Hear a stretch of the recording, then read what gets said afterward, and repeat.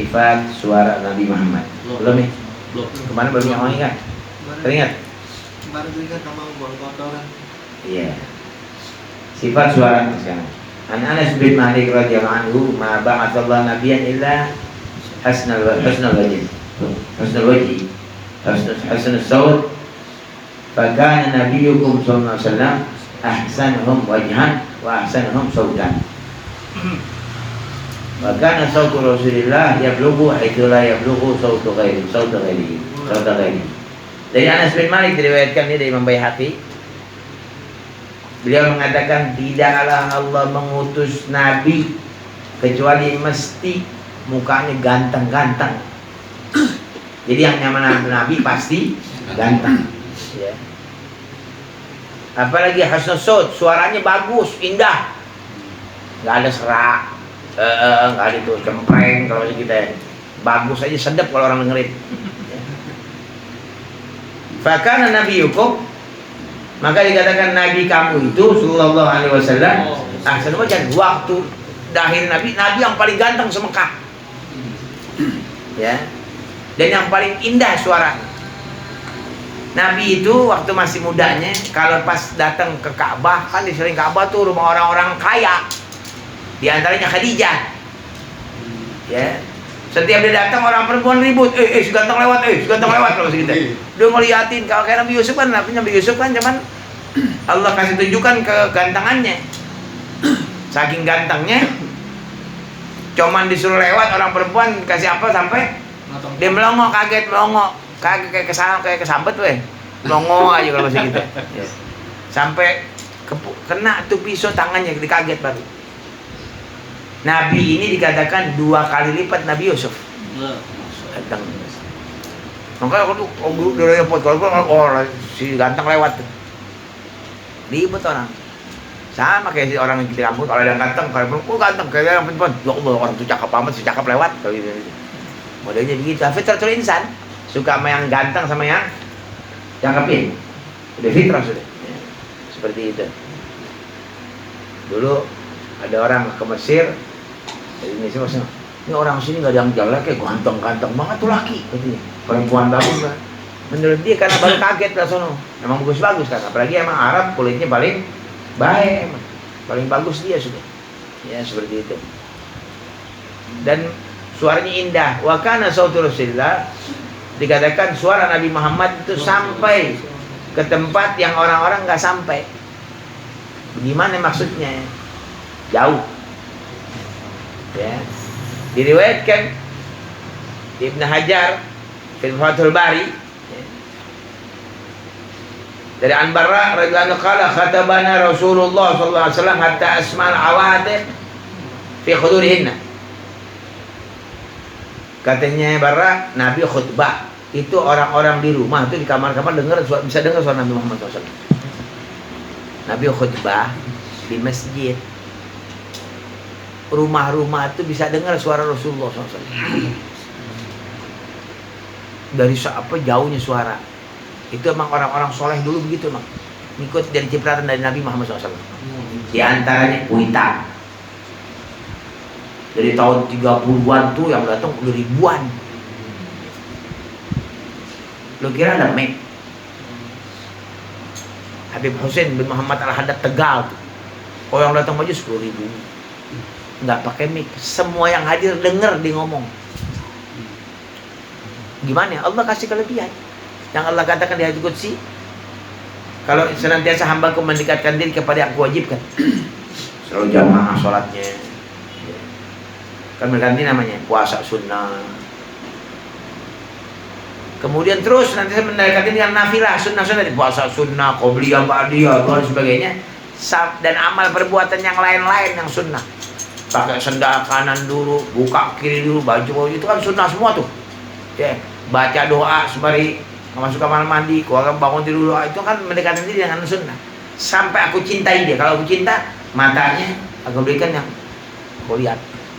Telinganya bisa dengar yang orang nggak dengar.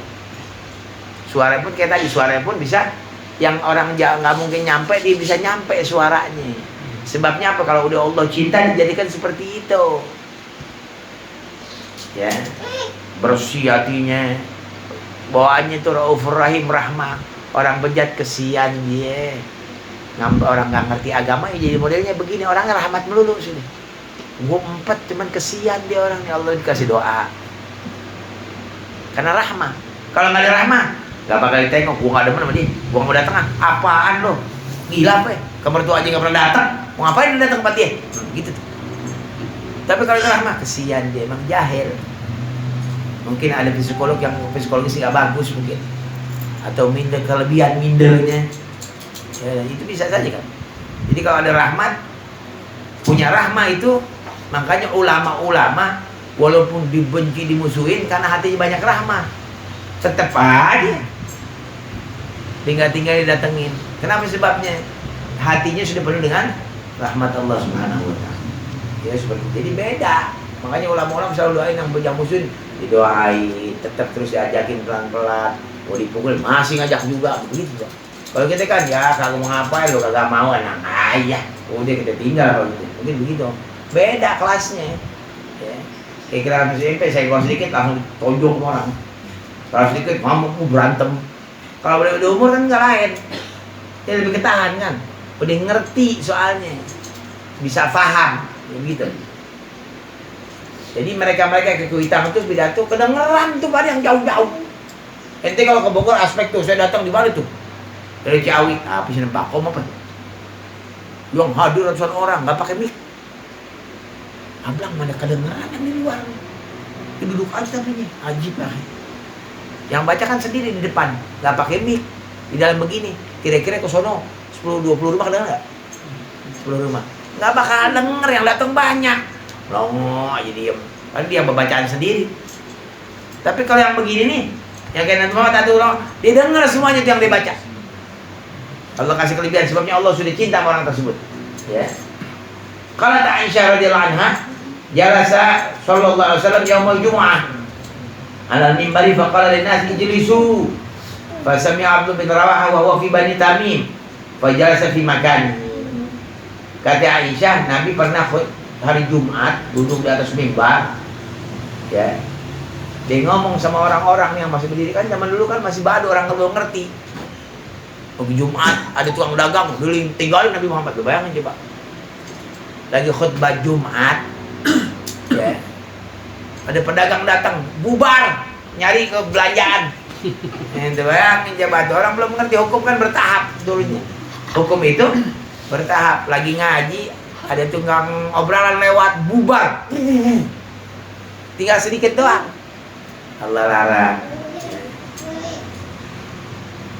Wadarul be', tinggalkan jual beli, nggak boleh. Kalau khutbah jual beli, itu beli nggak boleh. Itu pelan-pelan. Khamar juga kan nggak langsung haram. Jadi bertahap. Emang begitu cara dakwah. Orang bejat disuruh ngaji nggak mau. Bawa sholat pelan-pelan. Udah, gua nggak bisa sholat. Udah, lu baca Fatihah aja deh. Niat Fatihah sama tahiyat apalin. Yang lain ikutin aja gerakannya. Gitu pelan-pelan. Kan bertahap, lama-lama khamar tinggalin, dia jadi baik. Ya, bertahap selalu dipakai. Maka Nabi bicara di mimbar, ijlisu kata Rasulullah. Karena orang-orang paling berdiri nih, masih ada yang berdiri, ijlisu kata Rasulullah, duduk. Itu Abdullah bin Rawaha di Bani Tamim. Mungkin di sini nih ente Abdullah bin Rawaha di sono tuh. Dekat pintu tol. Ya, atau di Gramapuri. Jauh nggak dari sini? Jauh. Dia lagi berdiri, dengar suara Nabi langsung duduk. Dia duduk langsung. Ijlisu kedengeran suara Rasulullah ngomong. Ijlisu ya nas. Dia denger tuh di kampungnya. Atau di pasar sono. Duduk langsung. Nabi suruh duduk katanya. Dia kaget belum tuh bahasa gitu. Ya. Dan ini saya contohkan kira-kira 150 tahun lalu. Ya. Ada satu ulama, gurunya itu Habib Ali Habsyi, Sohibul Maulid, Sumtud Duror, namanya Abu Bakar bin Abdul Atos. Dia di kota lain, saudaranya, kakaknya Abdul Soleh meninggal. Lagi duduk. Tahu-tahu dia dengar ada suara. Innalillah, apa Soleh Ghaffar. Orang di kampung lain nih, di sini di Tambun. Dia di Solo Cikarang, atau di Cibarusa sono. Untuk Jakarta. Dia bilang, akhi yang soleh tuafa. Saudara saya kakaknya meninggal tuh. Dia bisa tahu, kedengar ada suara nyampe. Karena kalau orang soleh tadi kita Allah bilang apa tadi? Kalau dicinta pendengarannya dikasih orang dekat sama Allah. Kalau kita ya masih budak kalau gitu sih orang bisa dengar. Kalau ngomong kena ini aja nggak kedengeran yang jauh-jauhnya lagi. Jadi beda kalau orang Allah buka hatinya karena dekat. Sebabnya apa? Dia pakai usaha dulu. Sembahyang sunat banyak, sholat wajibnya berjamaah, qobliyah baik tinggalkan, subuh zikir, habis subuh baca Quran, baca zikir tasbihnya dikasih sama Allah Taala itu. Bahasa kita latihan dulu pencasilat. Kalau latihan udah sama ban hitam, lo colek dia berbalik sendiri nggak pakai inian juga dia denger bisa dia tahu gelagat orang bakal begini nih dia ngerti yang kelihatan orang matanya ya.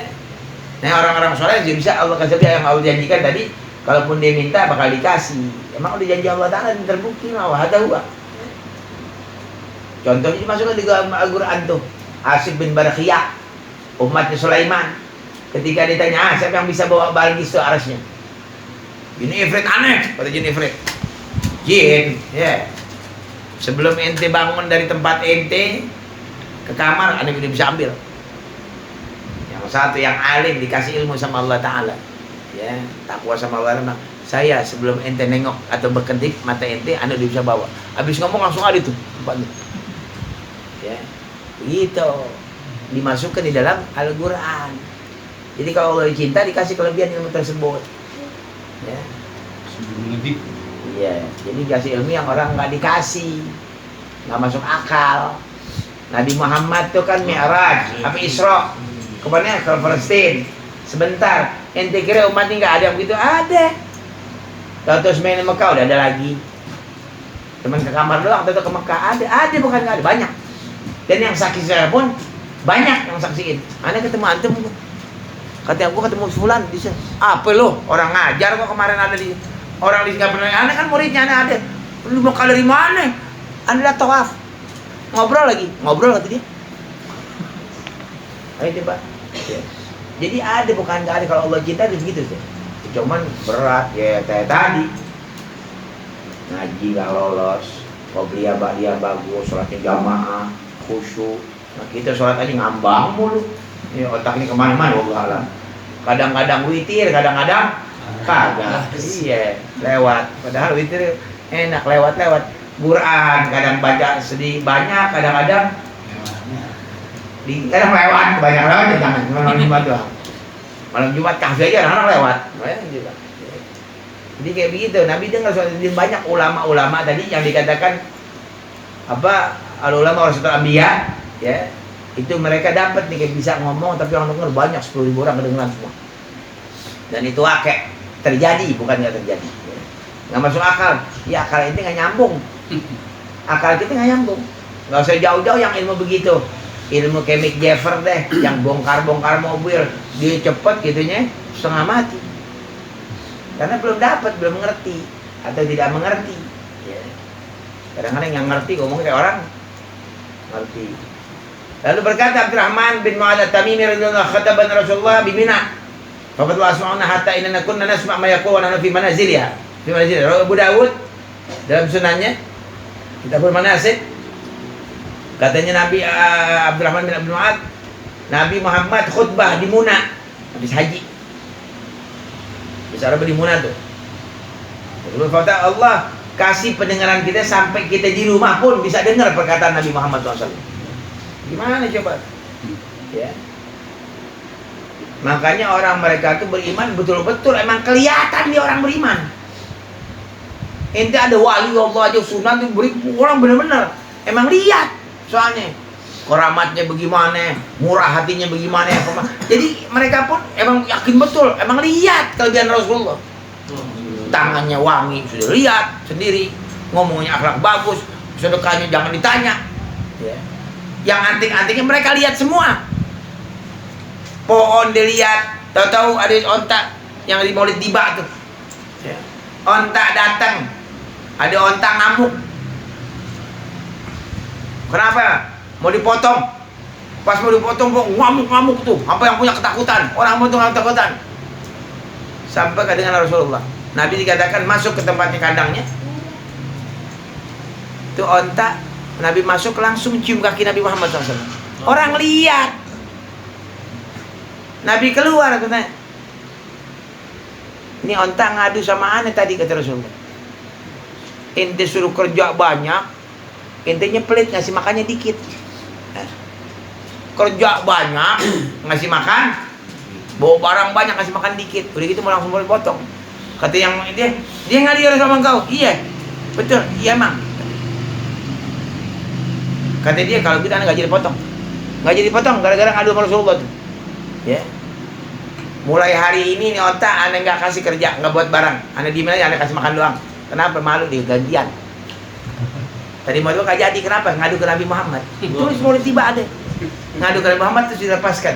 Hilang dia punya kesusahannya. Ya. Karena dia lihat batu syahadat orang-orang dengar. Nabi jalan di tengah padang pasir mau buang air kecil nggak ada. Tahu ada pohon. Ya. Terus sahabatnya coba ente bilang Muhammad tuh pohon langsung turun tuh daun-daun turun tak nyamperin Rasulullah. Dia syahadat tahu. Saksi kemudian ketika mau buang air itu pohon batu naik nutupin Rasulullah SAW biar nggak ketahuan. Bagaimana? Mereka lihat pakai matanya jadi beriman betul-betul. Ulama kita pun yang begitu. Orang beriman benar-benar atau wali ini hebat tuh. Ini top. Kalau bangsa RT mah di Poci nggak buat 50 orang nggak bisa habis sudah kelihatan banyak tuh di Kampung Melayu cerita Fulan Bib aneh kan duduk sama dia aneh Poci berapa orang sih Poci ini orang 25 orang 30 orang tuang nggak bisa habis gua lagi bingung aneh buka si Habib bilang kenapa ente buka ya Fulan kalau ente buka nggak bakal habis tuh air besoknya begitu lagi. Jadi betul-betul nih gurunya, itu makanya mereka masuk Islam benar-benar ngikut belajar benar, karena ulamanya warasatul anbiya.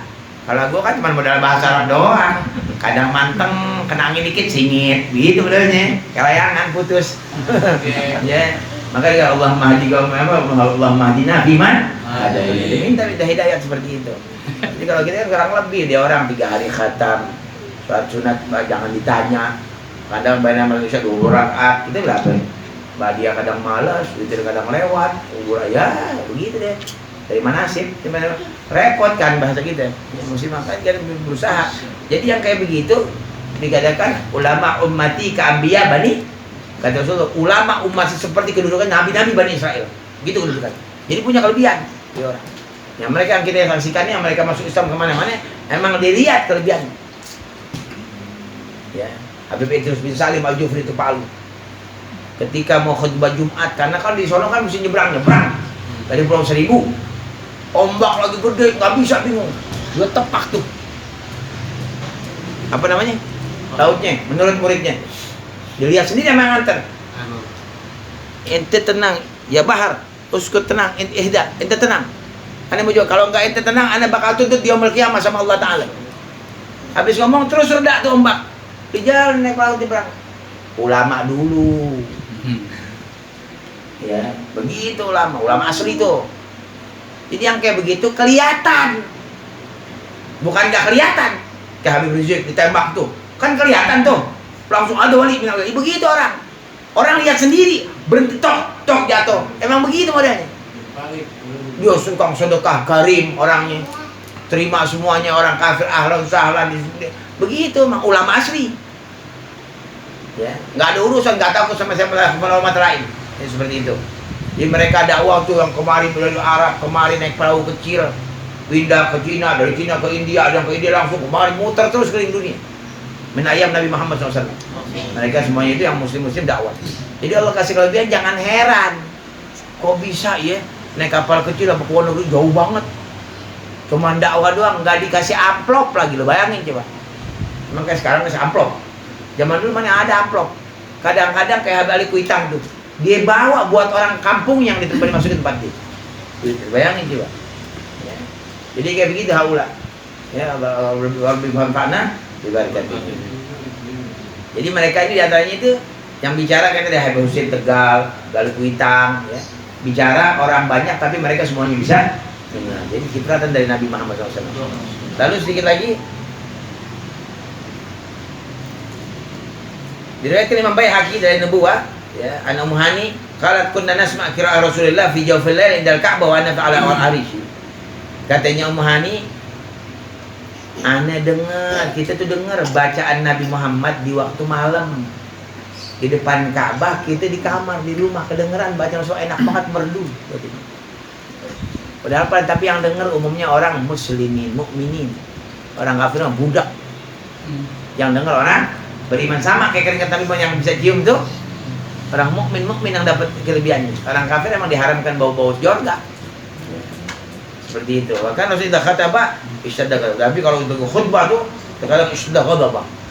Ada yang melanggar perintah Allah, keras marahnya Rasulullah. Tinggi langsung suaranya. Ya. Sepertinya apa? Itu tuh yang pelatih tentara. Kalau melatih lagi marah itu kencang suaranya. Ya lagi marah, sobah aku masih itu Nabi Muhammad. Jadi kalau ada yang melanggar, Nabi pidatonya kencang. Ya, seperti itu. Ada huwa sifat suara Nabi Muhammad itu banyak juga umat Rasulullah, ulamanya khususnya yang bisa Allah berikan kelebihan suara tadi itu bisa dengar dengan banyak orang. Di antara tadi yang kita tahu, yang mutakhir yang belakangan nih, Kuitang, Habib Hussein bin Muhammad itu Tegal, ketika dia pun banyak umatnya, orang bisa dengar. Wallahu a'lam. Mudah-mudahan Allah berikan bisa mimpi Nabi Muhammad. Amin ya rabbal alamin.